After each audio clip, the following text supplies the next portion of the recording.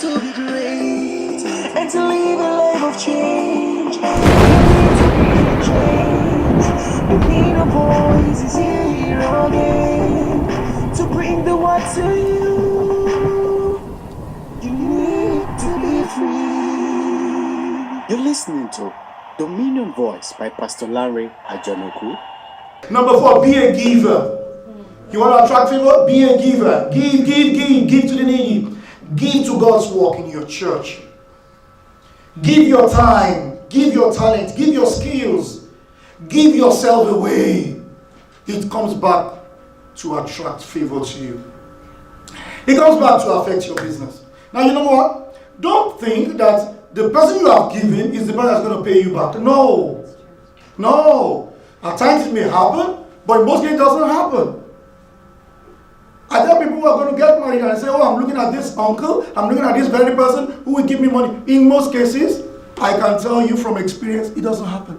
The people you think will give you, they won't give you. They may give you after the wedding. The people you least expect, and they will just come over and say, why don't you have this, why don't you have this? How many people have experienced that before? I experienced it. That's the truth. So give. The scripture says a man's gift makes room for him. A man's gift, higher talents or natural giftings, it makes room for you. You want to attract people upon your business? Please, earmark a certain amount from your profit that you give. I'm not talking of your tithes now. I'm talking of you earmark a certain amount that you will put aside to give. Give to your in-laws, give to your parents, give to your friends, give to the needy. Set aside a certain amount. And you will realize that you will never be stranded out, you will not be running out of favor. The next number in attractive favor is you have to live a life of humility. A life of humility. James chapter 4 verse 16 says, God resists the proud and he gives grace to the humble. He gives favor to the humble. Live a life of humility. Live a life of humility. Don't be proud. What you have is given to you. So don't be boastful about it. Listen to me carefully. You can brag about the goodness of God. That is testifying. But you must know that when you're bragging about the goodness of God, you're pointing it back to Him. But when you are proud, you're arrogating it to yourself. I did it. I didn't. No. The same thing you did and you have a result. Other people have done better things that you did than you did and they didn't get the result you got. Don't allow pride to come into you. Live a life of humility. Be humble. But in your being humble, don't discount the goodness of the Lord. Amen. Yeah. Don't discount it. Be proud to mention what God has done for you. Oh, I was sick, He healed me. Yeah. It's not a matter of somebody is sick and say, oh, you know what? When I was sick, I prayed and I got healed. Come on, brother Bob, come on, pray. And he looks at you and says, oh, no. You can talk about it, you can brag about what God has done for you. Your children have been very good. Give it to Him. Your children have not been wayward. Do you know the same way you brought up your children, other people brought up their children the same way, under the same condition, and they didn't turn out well. And yours are turning out well. And when you look at them, don't look at them as though they don't know how to do it. No. You can thank God. Brag about the goodness of the Lord, but don't allow pride to come into you. Live a life of humility. When people are humble, you realize that people want to assist you. Humility attracts favor, even on your business, even in your life. Humility attracts favor. That's the truth. Next one, favor in the world is always listen to the voice of the Spirit. Listen to your heart. Listen to the inner voice. There are times your heart will tell you to do things that does not look right. Please do it. Now, when Jesus Christ, the first miracle he was going to do, turning water to wine at the marriage at Cana of Galilee, Mary said to them, whatever he tells you to do, do. And she walked away. And Jesus Christ told them, okay, you guys, there are 5 porches at the gate, fill it with water. Now, those guys could have said, what are you talking of wine? What are you talking about? You should go fill it up with water? No. I was talking with someone some time ago, and he was saying, hey, I don't believe that God can help someone. I don't believe in the existence of God. I said, why? He said, because I cannot explain it empirically. Oh, it's just like saying, okay, if I cannot explain it empirically, that means I'm going to limit myself to my works, to my labor. Now, don't get me wrong. Your works, your hard work and labor can give you can get good success, you can get some success. But you know what? When you want to have good success like this without stress, without struggle, and entering into your rest, you need to believe, you need to know there is a power, the force of favor that creates wealth, that makes you to stay in wealth. So much that even if you have a little setback in your business or in your work, you know that, look, I know the favor of God is going to take me out. Can I explain it? I cannot explain it. Number 7, lastly, I'm going to round up. Live and walk in holiness. What is holiness? Simply means live in obedience. Just obey God. Obey God. We talk of obeying God.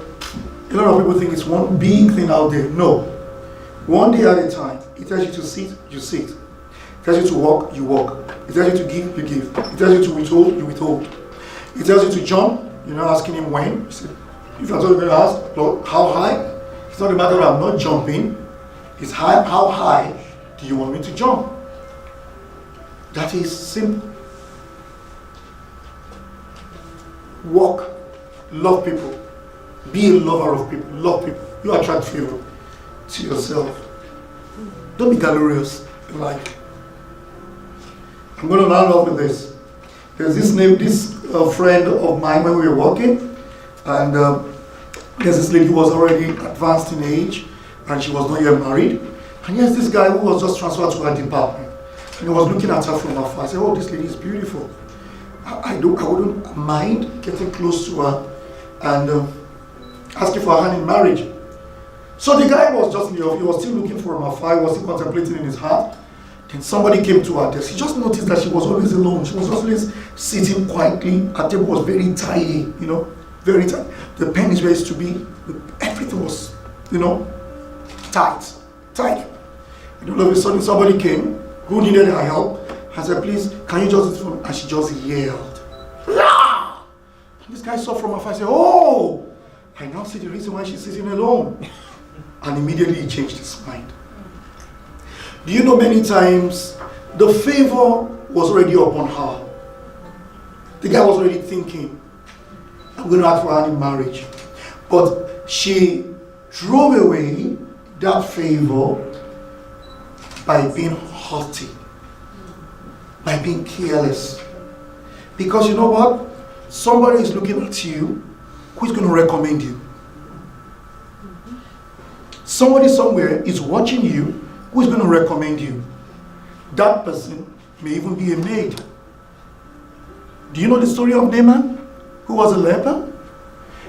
It was just a small maid in his house that recommended him to go to Elijah for him to be cleansed from his leprosy. Now, if that young lady had been brutal, had been treated roughly, she wouldn't have done that. She wouldn't have done that, made that recommendation. Somebody is looking at you today, on whose shoulder you will rise and get to the next level, but possibly to you today is inconsequential. Favor. Don't drive away favor from yourself. Be good to others. Love the Lord. Serve Him. Amen. Appreciate Him. How many of us love the Lord here? If you love the Lord, just give me a smile. I know you love the Lord. And you know what? If truly you love the Lord, please. Anyone that heareth these sayings of mine and doeth them.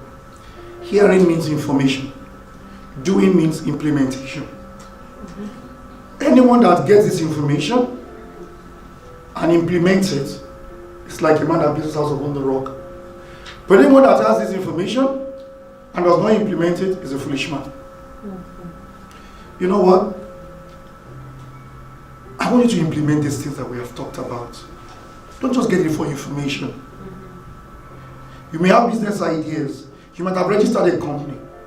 Every morning, take it up and speak to it. It will come alive. There is great power in words.